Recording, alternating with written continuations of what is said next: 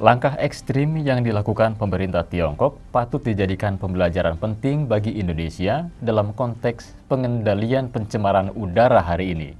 Bayangkan saja, setelah bertahun-tahun didera kritik internasional dan protes dari warga terkait buruknya kualitas udara di Beijing dan sekitarnya, kini Tiongkok sudah bisa pamer perbaikan kualitas udaranya sejak tahun 2018 yang lalu. Keberhasilan Tiongkok ini diakui Menteri Kesehatan atau Menkes Indonesia, Budi Gunadi Sadikin, dalam rapat terbatas yang digelar Presiden Indonesia Joko Widodo terkait masalah polusi udara beberapa bulan yang lalu. Hal itu diakui oleh Budi lantaran dirinya melihat negara-negara pada dasarnya butuh waktu selama 25 tahun untuk menurunkan tingkat polusi udara. Tetapi Tiongkok disebutnya hanya perlu waktu 6-7 tahun saja. Menurutnya, Indonesia perlu meniru keberhasilan Tiongkok tersebut. Mengingat pemerintah sudah menyimpulkan bahwa 44% polusi udara di Jakarta, Bogor, Depok, Tangerang, dan Bekasi disebabkan oleh kendaraan bermotor, lalu 34% dari pembangkit listrik tenaga uap, dan sisanya dari rumah tangga seperti pembakaran. Presiden Jokowi lantas menunjuk Menteri Koordinator Bidang Kemaritiman dan Investasi Luhut Binsar Panjaitan untuk memimpin operasi penanganan polusi udara di Jakarta dan sekitarnya. Lantas seperti apakah upaya penanganannya tersebut? Dan apa yang bisa ditiru Indonesia dari Tiongkok dalam menangani polusi udara? Pemirsa, inilah Jurnal Barata.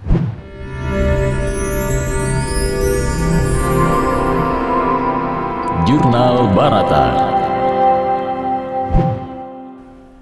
Pemirsa, pemerintah Indonesia diketahui telah menyiagakan sejumlah langkah menangani polusi udara di Jabodetabek.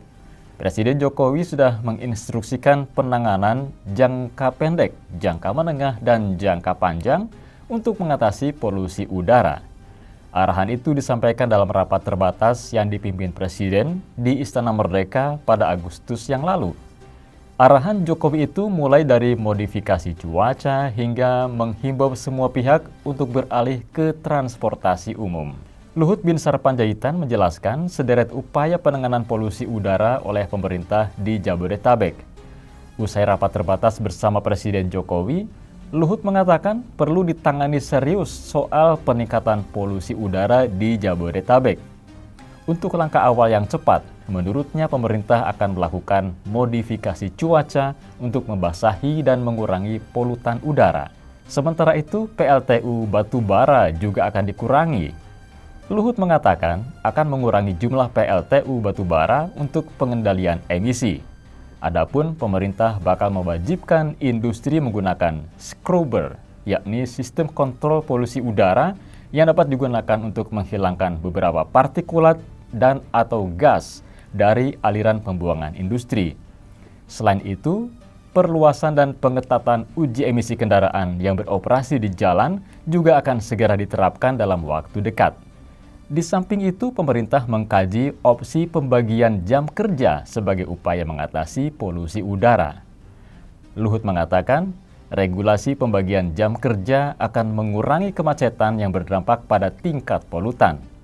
Selain itu, pemerintah juga mendorong transportasi publik, di mana Luhut mengatakan bahwa penggunaan transportasi publik terus didorong dan kapasitas transportasi publik di jam sibuk perlu ditingkatkan. Dengan demikian, perlunya dilakukan kajian memberi insentif lebih kepada para pengguna transportasi umum agar masyarakat termotivasi beralih dari kendaraan pribadi. Dan terakhir, Luhut mendorong percepatan elektrifikasi kendaraan dan pengawasan yang komprehensif. Pemirsa, Luhut mengatakan setiap kebijakan harus diawasi dan dibutuhkan partisipasi masyarakat, sehingga tidak boleh membuat kebijakan tanpa mengawasi penerapannya. Disinilah partisipasi aktif masyarakat terus dibutuhkan. Nah, jadi itulah upaya pemerintah Indonesia dalam menangani polusi udara. Ada beberapa upaya yang dinilai mirip dengan apa yang pernah dilakukan di Tiongkok dahulu dalam menangani polusi udara. Hal ini menunjukkan bahwa pemerintah Indonesia sepertinya telah belajar banyak dari penanganan polusi udara oleh pemerintah Beijing. Hasilnya, selama tahun 2013 sampai 2017, Studi menyatakan bahwa Beijing melalui kebijakan Rencana Aksi Udara Bersih mampu mengurangi 39% emisi dalam waktu 5 tahun. Nah, berikut sejumlah aksi penanganan polusi udara di Beijing yang dinilai mirip upaya Indonesia hari ini. Pertama, penutupan PLTU. Dalam mengatasi polusi udara, pemerintah Beijing menyasar sektor energi atau pembangkit listrik sebagai sektor yang menghasilkan gas buang karbon dioksida atau CO2, sulfur dioksida atau SOx, nitrogen dioksida atau NOx, dan partikel-partikel debu seperti PM10 ataupun PM2.5. Selama 5 tahun, pemerintah Beijing telah menutup 4 pembangkit listrik tenaga uap atau PLTU dan penggantian 24.000 ketel uap berbahan bakar batu bara dengan energi yang lebih bersih, misalnya menggunakan gas alam. Otoritas juga melarang penggunaan batu bara untuk pemanas dan memasak bagi 874.000 rumah tangga.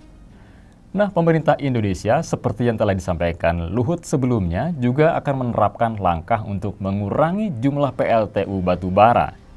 Pasalnya, setidaknya terdapat 16 PLTU dalam radius 100 km dari wilayah Jakarta.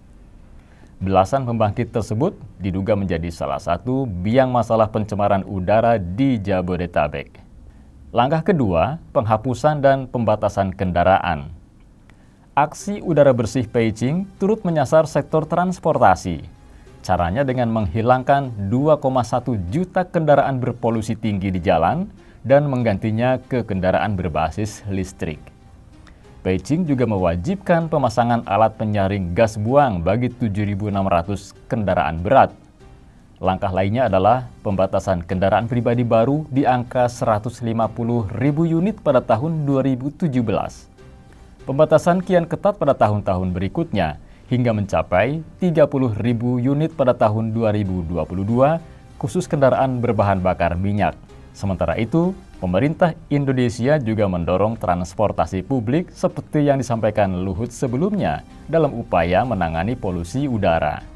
Pasalnya, di wilayah DKI Jakarta ada lebih dari 26 juta kendaraan bermotor pada tahun 2022.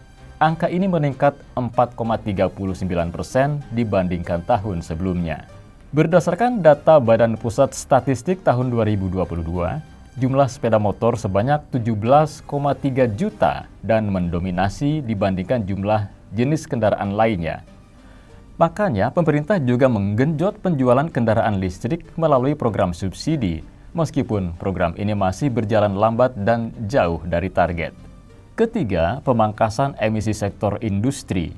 Dalam hal ini, Beijing tentu jauh lebih unggul lantaran pemerintah Tiongkok diketahui telah mengakhiri 2.000 industri berskala besar yang mencemari udara. Pemerintah turut mengalihkan proses operasi 10,6 ribu unit usaha untuk menjadi lebih bersih. Nah, langkah lainnya, pemerintah Tiongkok mengurangi produksi semen 6,5 juta ton dalam 5 tahun. Otoritas juga memangkas emisi dari pemakaian bahan bakar organik, terutama dari sektor farmasi, pestisida, dan peralatan industri. Beijing juga tidak main-main dalam memberikan sanksi bagi pelaku pencemaran udara. Pemerintah setidaknya sudah mengenakan denda hingga 28 juta dolar Amerika atau setara dengan 429 miliar rupiah pada tahun 2015 bagi industri pelanggar batas pencemaran udara. Nah, pemerintah Indonesia mungkin belum mengupayakan hal ini. Namun ini setidaknya bisa ditiru jika menginginkan penanganan polusi udara dapat teratasi dengan baik. Mengingat Jakarta pada tahun 2020 menyebutkan bahwa industri manufaktur atau pengolahan barang telah melepaskan emisi sulfur dioksida sebesar 2.637 ton per tahun, atau setara dengan 61,9% dari total emisi sulfur dioksida. Emisi dari sektor industri manufaktur ini kebanyakan berasal dari sisa-sisa pembakaran minyak dan gas bumi maupun batu bara, di mana keberadaan sektor ini tumbuh pesat di wilayah DKI Jakarta maupun di wilayah tetangga seperti Jawa Barat dan Banten. Itu sebabnya pemerintah bisa meniru Tiongkok memperketat emisi dari sektor industri. Apalagi saat ini sektor industri manufaktur tidak memiliki standar minimum performa energi sehingga mereka bisa beroperasi dengan beraneka bahan bakar dan aneka macam mesin tanpa pengawasan yang memadai. Oleh karena itu, pemerintah pusat maupun Jabodetabek harus lebih serius untuk mengatasi polusi udara yang dapat mengakibatkan banyak masalah kesehatan fisik maupun mental. Setiap langkah penanganan pencemaran haruslah efektif yang menyasar hulu ke hilir atau dari sumber-sumber pencemaran hingga masalah akibat pencemaran tersebut. Sementara itu, kesadaran masyarakat terhadap risiko pencemaran udara juga harus ditingkatkan. Harapannya sumber polusi di tingkat rumah tangga seperti pemakaian kendaraan pribadi ataupun pembakaran sampah juga bisa diredam. Nah, pemirsa, demikianlah Jurnal Barata kali ini. Saya Endro dan tim redaksi Barata Online mengucapkan terima kasih dan sampai jumpa. Demikian Jurnal Barata.